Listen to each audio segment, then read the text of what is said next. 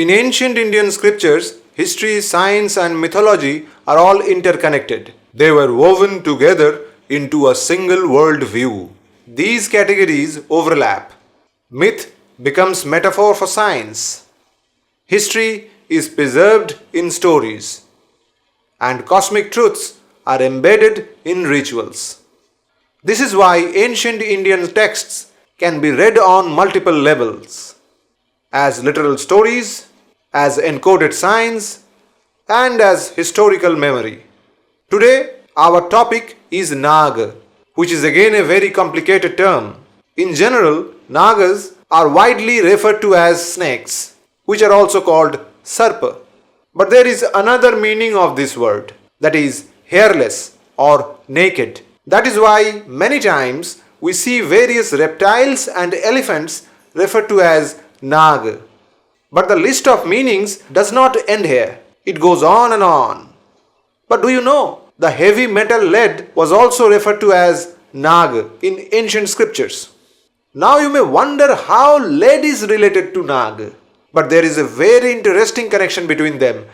As per Rasa Kamadhenu and Rasendra Bhaskara, the books on Ayurveda, lead arose from the semen of Nag Vasuki. And who is Vasuki? The mystical snake who was used as the rope in Samudra Manthan, or the churning of the ocean. Isn't it a fascinating connection? Let's find out more about them. Nagas are mentioned in the Vedas, Puranas, Buddhist Jatakas, and Southeast Asian epics. They are divine or semi-divine beings, often portrayed as half human, half snake, or as majestic serpents with supernatural powers. They usually live in the underworld, called Patal. In art and stories, they are shown as dragons, snake spirits, or water beings. According to Hindu tradition, they are the children of sage Kashyap and Kadru, born into the vast underworld realm of Patal. Yet, their presence is not limited to darkness. They appear in rivers, lakes, forests, and even in the skies. Nagas are guardians of hidden treasures, keepers of rain and fertility, and in some stories, protectors of dharma. In others, they are fierce adversaries of gods and heroes. Some Nagas are very famous. Vasuki, who coiled around Mount Mandar during the churning of the ocean. Shesha, the cosmic serpent upon whom Lord Vishnu rests. And Manasa, the serpent goddess worshipped in Bengal and Assam. In Buddhism, Nagas are also revered as protectors of the Buddha and sacred teachings. Ancient stupas and temple carvings across India, Sri Lanka, Thailand and Cambodia still bear their coiled, watchful forms. Today, Hindu rituals like Naga Panchami keep their legacy alive, and entire communities such as the Nagavamshi and certain South Asian royal lineages claim descent from them. Out of the 1000 serpent children of Kadru, we find approximately 80 names from the Mahabharata. Among all the Nagas, 8 important ones are called Aṣṭanāgas. They are Ananta Naag or Shesha, Vasuki, Takshak, Karkotaka, Shankha, Padma, Mahapadma and Gulika. Ananta Naag is regarded as the most important among the Aṣṭanāgas. His very name, Ananta, which means the one who has no end. Also the name Shesha means that which remains, both of which signify his infinite nature. In Ramayana, Ananta is considered a Prajapati. However, according to the Mahabharata and Puranas, Ananta was born to Prajapati Kashyap and his wife Kadru. Ananta has 1000 hoods and on the main hood there is a mark of a swastik. This indicates the sun and Vishnu. Vasuki, the king of the Nagas in Hinduism, is depicted with a radiant jewel known as Nagamani adorning his head. He is generally depicted coiling around the neck of Lord Shiva, who is believed to have blessed and worn him as an ornament. Vasuki holds a special place among the important deities of the Shaiva tradition. The word Vasu means diamond, and Vasuka refers to the one who bears a diamond on the head, identified with Kashyapa. Vasuki is described as the son of Vasuka and is said to possess the radiant white color of diamonds. In the great episode of the churning of the ocean of milk or Samudra Manthan, the Devas and Asuras used Vasuki as the binding rope, coiling him around Mount Mandar, which served as the churning rod. Takshak. He was cursed and banished because of the anger of his mother, Kadru.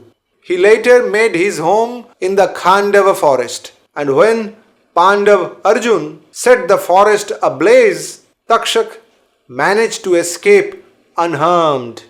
Later Shringi, the son of sage Shamik, cursed Emperor Parikshit, the grandson of Arjuna, that he would die from Takshaka's bite. This curse came true, and Parikshit met his end through Takshaka's venom. In response, Parikshit's son Janamejaya performed the great serpent sacrifice known as Sarpasatra to destroy all Nagas. However, the sage Astik intervened and stopped the sacrifice, thereby saving Takshak. Despite his fierce appearance and deadly venom, Takshak is also remembered as a generous being who helped others. He is described as red in color with a swastika mark on his hood.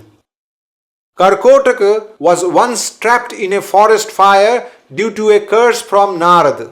At that time, Nala, who himself was suffering under the curse of Kali, rescued Karkotaka from the flames. In return, Karkotak beat Nala and disfigured him, not out of malice, but to help him remain unrecognized during his period of exile. He also advised Nala on how to overcome Kali's curse and gifted him a silk cloak. Karkotaka explained that once Nala wore this cloak, he would regain his true form. In the Nala Charita, Karkotaka plays an important role. There is also a belief that simply remembering Karkotaka can help one overcome the curse of Kali. He is described as being black in color. He is believed to dwell in the region of Bhimtal, Uttarakhand, where a temple stands in his honor. Local legends say that Karkotaka chose Bhimtal as his abode to shield the land from evil forces and negative energies. The people of the region revere him as a guardian deity, and his worship forms an important part of their cultural identity. Shankha. Shankha is a powerful serpent with many heads, known for his fierce nature. Though his appearance is fierce, he is not dangerous. He is also called Shankhapal. During the passing of Balabhadra or Balaram, Shankha was among the prominent Nagas who came to guide his soul to the underworld. Padma. Mahasarpa Padma has only one head and his red color is that of a lotus. Mahapadma. Mahapadma is also called Shankhapadma and bears a trident mark on his hood. His body is white in color. Gulika.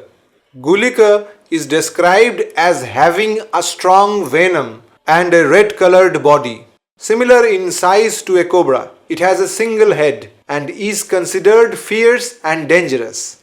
Its venom is extremely potent, capable of inspiring fear in others.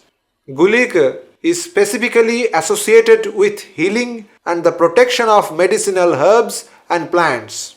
In Hinduism, He is considered the guardian of the knowledge of antidotes and remedies, playing a crucial role in the preservation of life. Gulika also holds an important significance in astrology. Interestingly, his name is not found in the list of the names of Kashyapa and Kadru's sons. In Kerala, these Aṣṭanāgas are worshipped among the Hindus. Just like human beings, the deities are also categorized into 4 different castes: Brahmin, Kshatriya, Vaishya and Shudra. The 8 deities are considered to be the guardians of the 8 directions and are attributed different symbols. You can see the chart here, where Ananta, Vasuki are regarded as Brahmin caste. Shankhapal and Gulika are Kshatriya caste. Takshak and Mahapadma are Vaishyas, whereas Karkotaka and Padma are Shudra. And their direction? In east, Ananta. In southeast, Vasuki. In north, Shankhapal. Northeast, Gulika. In south, Takshak. In northwest, Mahapadma. In southwest, Karkotaka.